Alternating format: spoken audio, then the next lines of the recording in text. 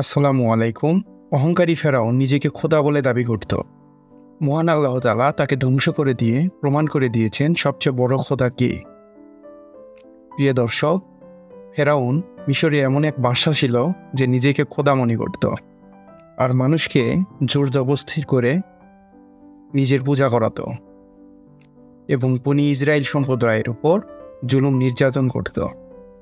এই জুলুমকারীর পরিণতি এমন হলো যে মহান আল্লাহ তাআলা তাকে ধ্বংস করে দেওয়ার পর না জমিন তাকে গ্রহণ করলো, না পানি তাকে গ্রহণ করলো, বরং তার লাশ অক্ষত অবস্থায় থেকে গিয়েছে এবং কিয়ামত পর্যন্ত এভাবেই থাকবে, যাতে সে পৃথিবীর জন্য নিদর্শন হয়ে থাকে এবং সবাই বুঝতে পারে জুলুমকারী বা সীমালঙ্ঘনকারী কী হতে পারে। প্রিয় দর্শক, আজকের ভিডিওতে আমরা জানব কিভাবে মিশরের সবচেয়ে সুন্দরী নারীকে ফেরাউন বিয়ে করেছিল, তার কতজন সন্তান ছিল এবং এই দুনিয়ার সবচেয়ে বড় কাফের স্ত্রীকে মহান আল্লাহ তাআলা কেন তার স্ত্রীকে পৃথিবীতে থাকা অবস্থায় জান্নাতের টিকিট দিয়ে দেন। তিনি কি এমন করেছিলেন যার কারণে মহান আল্লাহ তাআলা তার স্ত্রীকে জান্নাতে প্রবেশ করাবেন।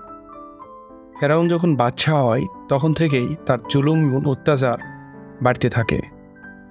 যখন সে বিবাহ করার জন্য মনস্থির করে তখন সে মিশরের সবচেয়ে সুন্দরী মেয়েকে বিয়ে করার জন্য প্রস্তুতি নেয়। আর সেই সময়ে মিশরের সবচেয়ে সুন্দরী মেয়ে ছিল আসিয়া এবং তাকে বিয়ে করেন।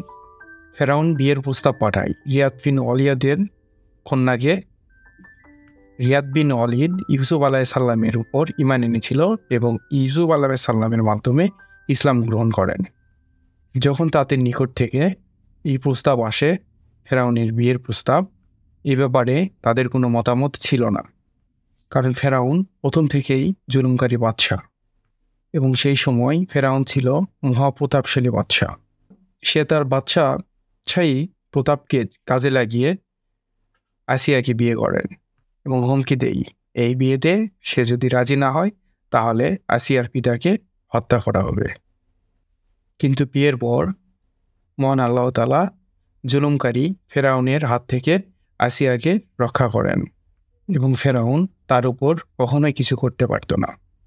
বিবাহের পর যখন ফেরাউন আসিয়ার নিকট প্রথম মিলনের জন্য তার কাছে যায় এবং আল্লাহ তাআলার অসীম নিয়ামতে ফেরাউনকে সারা রাতের জন্য ঘুমের নিদ্রায় পাঠিয়ে দেয়, যার কারণে সে আসিয়াকে কিছুই করতে পারেনি।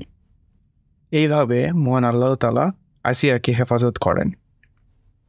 কিছু কিছু কিতাবে আসে বিয়ের পরে ফেরাউনের পুরুষত্বকে আল্লাহ তাআলা শেষ করে দেয় এবং আসিয়াকে হেফাজত করেছিলেন। তখন ফেরাউনের এমন এক অসুখ হয়েছিল, মিশরের সমস্ত চিকিৎসকেরা তাকে সহবাস থেকে দূরে থাকতে বলেন। এর কারণ হিসাবে মনে করা হয় আসিয়া সেই বাদশার কন্যা ছিলেন যিনি ইউসুফ আলাইহিসসালামের দাওয়াতে সাড়া দিয়ে ইসলাম গ্রহণ করেন। হযরত আসিয়া ছিলেন অত্যন্ত নেক এবং পরেশগার বান্দী। এইভাবে মহান আল্লাহ তাআলা ফেরাউনের নাপাক স্পর্শ থেকে আসিয়াকে হেফাজত করেন। চলুন এবার আমরা জেনে নেই ফেরাউনের কতজন সন্তান ছিল। এক বর্ণনায় পাওয়া যায় ফেরাউনের একটি মাত্র কন্যা সন্তান ছিল। ফেরাউন এই কন্যার জন্মদাতা ছিলেন না। ছিলেন না। সে এই কন্যাকে কারো কাছ থেকে নিয়ে এসে পালন করত। যেহেতু মহান আল্লাহ তাআলা ফেরাউনের নাপাক স্পর্শ থেকে আসিয়াকে রক্ষা করতেন, তাই ফেরাউনের কোনো সন্তান ছিল না। এই পর্বে আমরা আলোচনা করব